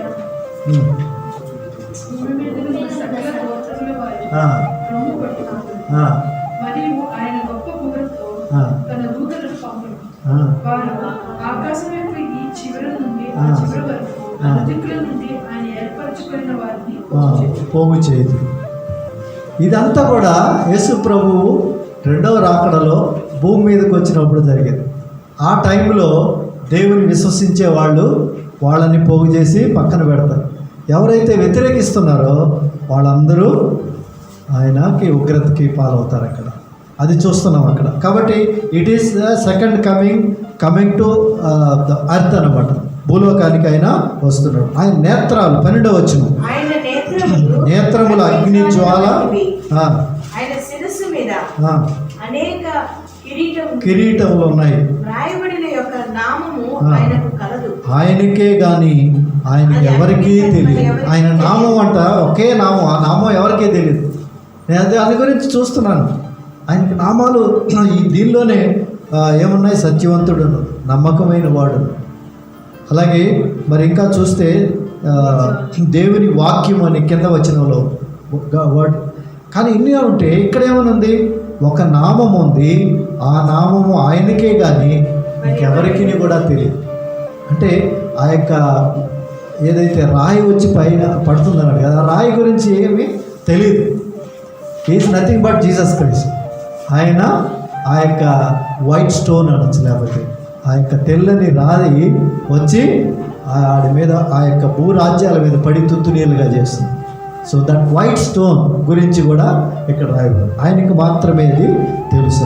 తర్వాత వచ్చిన రక్తములో రక్తములో ముంచబడిన వస్త్రం అంటే 2 రకాలుగా ఉండొచ్చు. ఆయన చిందించిన రక్తము, మన కోసం ఆయన చిందించిన రక్తము ఉండొచ్చు. రెండవది ఆయన వచ్చి భూమి మీద ఉండబోయే వాళ్ళందరినీ నాశనం చేయబోతున్నాడు. ఎందుకంటే అక్కడ విన్నవాళ్ళు మాత్రమే దేవుడు సపరేట్ చేస్తారు. వినని వాళ్ళందరినీ కూడా ఆ రోజు ఖడ్గంతో నాశనం చేస్తారు. అక్కడ ఒక భయంకరమైన రక్తపాతం ఉంటుంది. మనం ఆల్రెడీ ఇంతకుముందు అధ్యాయాల్లో చదివాం కదా. ఒక 3.5 అడుగుల ఎత్తు రక్తం ప్రవహిస్తుందట. అది హర్మగెద్దోన్ యుద్ధం. అంటే ఇజ్రాయెల్ సెంటర్లో జరగబోయే యుద్ధంలో ఆ యొక్క రక్తము పాతంగా జరగబోతుంది. ఆ రక్తానికి కూడా సాదృశ్యంగా ఈజ్ కమింగ్ విత్ రెడ్, ఆ యొక్క ఎర్రని వస్త్రం పైన చూపిస్తుంది. తర్వాత వచ్చి దేవుని వాక్యం అనే పేరు రాసింది ఆయన మీద. ఆయన మీద ఏమన్నది? దేవుని వాక్యం. చూడండి, దేవుని వాక్యం అంటే ఎవరు? యోహాను సువార్త 1వ అధ్యాయం 1వ వచనం, ఆది యందు వాక్యం ఉండెను, వాక్యమే దేవుడే ఉండెను. వాక్యము దేవుని యొద్ద, ఆ వాక్యమే శరీరధారిగా మన మధ్యకి వచ్చింది. ఒక వాక్యం ఎవరు? జీసస్ క్రైస్ట్, యేసు ప్రభు. దేవుని వాక్యం అనే ఆయన నామము ఆయన మీద రాయబడి ఉందంట. హల్లెలూయా.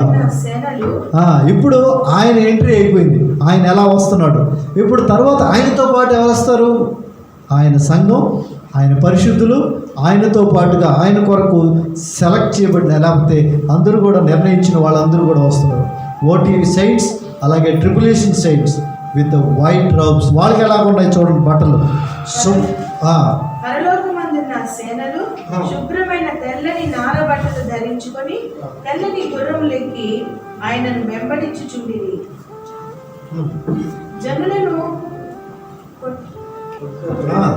జనులను కొట్టుటకై ఆయన నోటి నుండి వాడిగల ఖడ్గము బయలువెడలుచున్నది.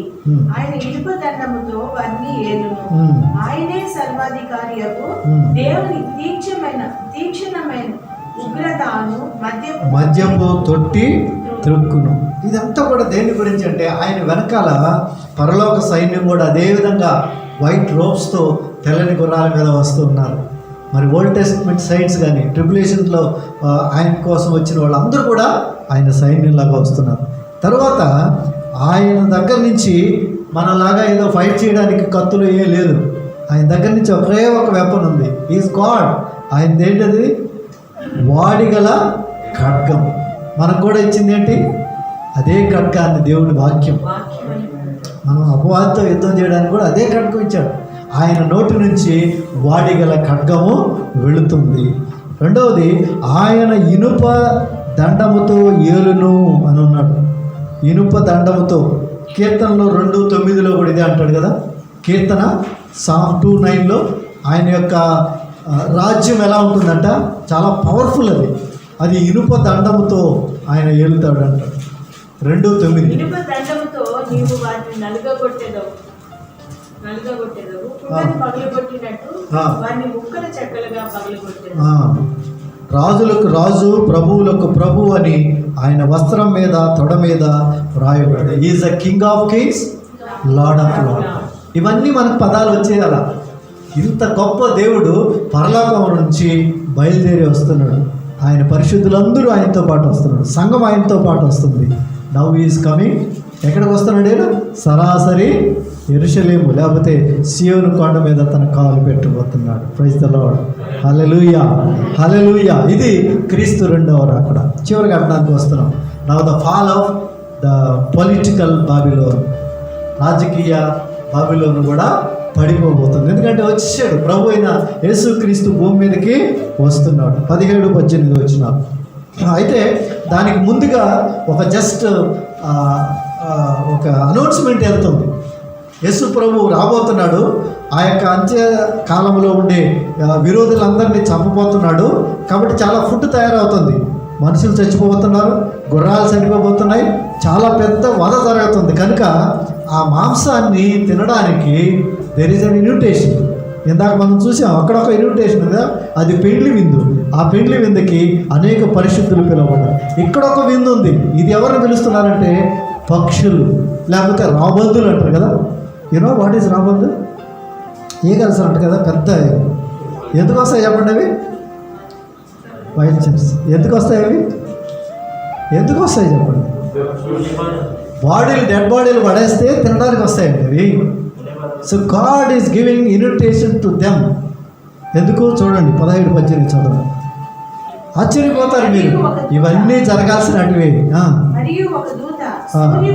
సూర్యబింబములో నిలిచి, అంటే సూర్యబింబం అంటే సూర్యుడు లోపలికి వెళ్ళిపోయినట్టు కాదు.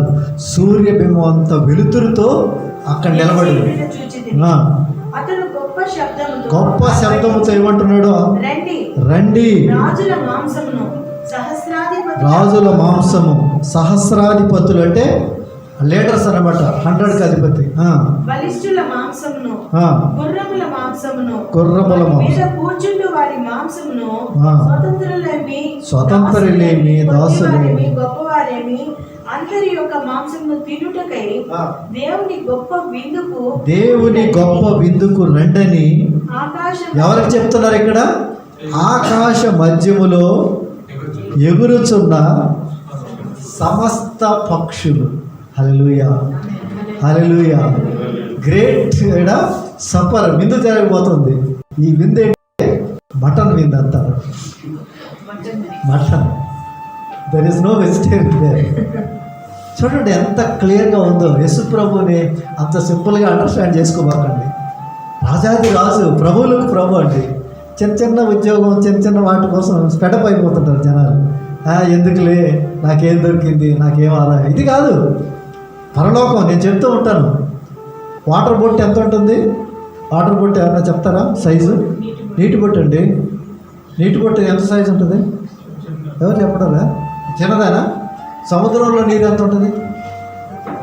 ఎవరు చెప్తారు? ఎవరు చెప్పడం లేదు కదా. ఇక్కడ మనం జీవించేది నీటి బొట్టు అయితే, నిత్యత్వంలో ఉండబోయేది సముద్రం నీరు. ఆమేన్, హల్లెలూయా. ఈ నీటి బొట్టుకే అలా ఆరి ఉండబోయేదానికి ఎంత వెనుకబడిపోతున్నారు. నిత్యత్వంలో మనం ఎంతసేపు ఉండబోతున్నాం ఆలోచించండి. Don't be worried about this worldly life. దీని గురించి చాలామంది ఎంత ప్రయత్నమో, ఆ ప్రయత్నం అంతా అదే. కుటుంబాలు సిద్ధపడాలి, కట్టబడాలి, పరలోక రాజ్యానికి ఎదురు చూడాలి. ఆమేన్, హల్లెలూయా. ఇక్కడ ఎవరైతే యేసుక్రీస్తుని తిరస్కరించారో వాళ్ళ కోసమో పక్షులకి విందు పెట్టేస్తున్నాడు. ఏమని వస్తుంది వాళ్ళకి? ఇన్విటేషన్, కమ్, రెడీ, మీరు రెడీగా ఉండండి అని చెప్పి ఆకాశ మధ్యములో దూత వెళ్ళి చెప్తుందండి. దూత వెళ్ళి చెప్పిందంటే అందరికీ వినిపించేస్తారు. హోల్ వరల్డ్ వచ్చేసింది. ఇప్పుడు చూడండి 19వ వచనం. దీని గురించి ఒక రెఫరెన్స్ మీకు చెప్తాను. హెచ్కేఎల్ గ్రంథం 39:20 వచనం, లేకపోతే హెచ్కేఎల్ గ్రంథం 39:17 నుంచి 20 వరకు ఉంది. ఓకే, 17 నుంచి చూద్దామా. నరపుత్రుడా, ఆ. ప్రభువైన యెహోవా సెలవిచ్చినదేమనగా, ఆ. సకల జాతుల పక్షులకును సకల జాతుల పక్షులకు మృగములకన్నిటికిని ఆ, ఈ సమాచారం తెలియజేయండి. తెలియచేయండి. నేను మీ కొరకు వధించు బలికి ఆ. నలుదిక్కుల నుండి కూడినట్టు నలుదిక్కుల నుంచి కూడిరండి. ఇశ్రాయేలీయుల పర్వతముల మీద ఆ. ఒక గొప్ప బలి జరుగును. బలి ఇచ్చుటకు ఆ, మీరు మాంసం తిందురు, ఆ. రక్తం త్రాగుదురు, ఆ. బలాఢ్యుల మాంసం తిందురు, ఆ. భూపతుల రక్తమును, ఆ. భాషానులో క్రొవ్విన పొట్టేళ్ల యొక్కయు, ఆ. గొర్రె పిల్లల యొక్కయు, ఉమ్. మేకల యొక్కయు, ఉమ్. కోడెల యొక్కయు ఆ. రక్తం త్రాగుదురు. తాగుదురు. నేను నీ కొరకు ఆ. బలి బలి వధింపబోచున్నాను. మీరు కడుపారా కొవ్వు తిందురు, మత్తు కలుగునంతగా రక్తము తాగు. ఇది హెచ్కేఎల్ గ్రంథంలో ప్రొఫెసీ ఆల్రెడీ. హల్లెలూయా, హల్లెలూయా. ఇక్కడ దూత ప్రకటిస్తూ ఉంది, రెడీగా ఉండండి, dinner is going to be ready, లేకపోతే విందు సిద్ధపరచబడుతుంది. ఇప్పుడు చూద్దాం 19వ వచనం. మరియు ఆ గుర్రము మీద ఉమ్. కూర్చున్న వారితోను ఆయన సేనతోను ఆ. యుద్ధము చేయుటకై ఆ. ఆ క్రూర మృగము ఆ క్రూర మృగము భూరాజులు వారి సేనలు కూడి ఉండగా చూచితిని. హల్లెలూయా. ఇక్కడ యుద్ధం సిద్ధం అయిపోయిందండి. ఎవరికంటే దేవుని బిడ్డలతో మిగతా రెస్ట్ ఆఫ్ ద వరల్డ్. ఆ వరల్డ్లో అందరూ వస్తారంట. ఈవెన్ ఒక సైడ్ నుంచి రష్యా రావచ్చు, ఇంకో సైడ్ నుంచి మరి even China, even India also join. అంటే ఆ టైంలో మన యొక్క సంఘం ఉండదు కనుక అందరూ కూడా దేవునికి వ్యతిరేకంగా మారిపోయిన వాళ్ళు. వాళ్ళంతా కూడా బయలుదేరి ఇజ్రాయెల్ మీద దాడి చేయడానికి వెళ్తాడు. ఆ ఇజ్రాయెల్ యుద్ధంలో వాళ్ళ కోసంగా పోరాడడానికి యేసు ప్రభు దిగి రావడం చూస్తాం. కాబట్టి ఎవరున్నారు ఇక్కడ లీడరు? యాంటీ క్రైస్ట్, క్రూర మృగం. అదే రాజకీయ వ్యవస్థను పెంచి పోషిస్తున్న రాజకీయ బబులోను లీడర్ అయిన who is that man? Is the beast, క్రూర మృగము. తర్వాత ఆయనతో పాటుగా భూరాజులు అంటే ఆల్ కంట్రీ లీడర్స్. ఆ తర్వాత వారి సేనలు వాళ్ళంతా కూడా బయలుదేరి వస్తూ ఉన్నారు. వచ్చి ఆ యొక్క యుద్ధంలో వారు ఆ గుర్రముల మీద కూర్చున్న వారితో, అంటే ప్రభుతో ఆయన సైన్యంతో యుద్ధం చేయడానికని కూడా వచ్చేస్తున్నారు. అప్పుడు దేవుని యొక్క యాక్షన్ చూడండి. This is the final action. 20. అప్పుడు ఆ మృగమును దాని ఎదుట చేసి ఆ. దాని ముద్రను వేయించుకొనిన ఆ. వారిని, ఆ. ఆ మృగపు ప్రతిమకు ఆ. నమస్కరించిన వారిని, ఉమ్. మోసపరిచిన ఉమ్. ఆ అబద్ధ ప్రవక్తయు ఉమ్. పట్టబడి వారిద్దరూ గంధకముతో మండుచున్న అగ్ని గుండములో ప్రాణముతోనే పడవేరు. ఇక్కడ వీళ్ళందరినీ ఎవరైతే దేవునికి విరోధంగా బయలుదేరి వచ్చిన సేనలు ఉన్నారో ఆ సైన్యాలందరినీ కూడా దేవుడు ఏం చేస్తున్నాడు? ఆయన వాడిగల ఖడ్గంతో వాళ్ళనందరినీ కూడా చంపివేస్తున్నాడు. అయితే దీని అంతటికీ కారణమైన యాంటీ క్రైస్ట్, ఈ క్రూర మృగం, ఆయన్ని అలాగే ఈ యొక్క అందరినీ ప్రేరేపించిన వర్తక బాబులోని ప్రేరేపించి నాశనానికి తీసుకొచ్చిన ఆ యొక్క అబద్ధ ప్రవక్త, వాళ్ళిద్దరినీ మాత్రము, అది సాతాను యొక్క లీడర్స్ కనుక వాళ్ళిద్దరినీ ఎక్కడేస్తున్నాడు? అగ్ని గంధకంలో మండు. ఎందుకంటే వీళ్ళందరూ చనిపోతున్నారు, మాంసాలు పోతున్నాయి, వీళ్ళకి ఒక తీర్పు ఉంది, కానీ వీళ్ళకి ఇదేమి లేదు. మేము చూసాం ఇదిగో చివరిగా అబద్ధ ప్రవక్త, అలాగే తండ్రి నాయన యొక్క మత బాబులోక ఆయన తీసుకొచ్చిన ఆ యొక్క అబద్ధ ప్రవక్తని, అలాగే తండ్రి ఆ యొక్క రాజకీయ వ్యవస్థను నాయన లీడర్షిప్తో తీసుకున్న యాంటీ క్రైస్ట్ని బంధించి ప్రభు అగ్ని గంధకంలో పడవేయడం, మిగిలిన వారందరినీ కూడా సైన్యాన్ని నీ యొక్క అగ్ని నాయన ఆ యొక్క ఖడ్గముతో అగ్నితో కూల్చివేయడం మేము చూసాము ప్రభా. నీ ద్వారా సమస్తము సాధ్యం. నీవు సర్వాధిపతివి, సర్వాధికారివి తండ్రి, నీకు వందనాలు. సహాయం చేయండి, బలపరచండి ప్రభువా. నాయన నిత్యము నాయన నీ కార్యాలు మేము చేయించేటట్టుగా మీకు సహాయం దయచేయండి ప్రభా. యొక్క పరిశుద్ధ గ్రంథములో ఈ 19వ అధ్యాయంలో ప్రభా మా అందరితో మీరు మాట్లాడారు. ఇదిగో నాయన ఈ యొక్క వాక్యములు వినువారు, వీటిని అనుసరించువారు ధన్యులు అని చెప్పారు. వాటి ధన్యత మా అందరికీ దయచేసి నీ కొరకు జీవించే కృప మా అందరికీ దయచేయమని, నీ రాకడలో ఎత్తబడే గుంపుగా సిద్ధపడిన పెళ్లి కుమార్తెగా మమ్మల్ని తయారు చేయమని, దీవించి బలపరచమని యేసుక్రీస్తు పరిశుద్ధ నామములో ఈ ప్రార్థన వేడుకుంటున్నాను తండ్రి. Amen, amen. Hallelujah. Hallelujah. Praise the lord.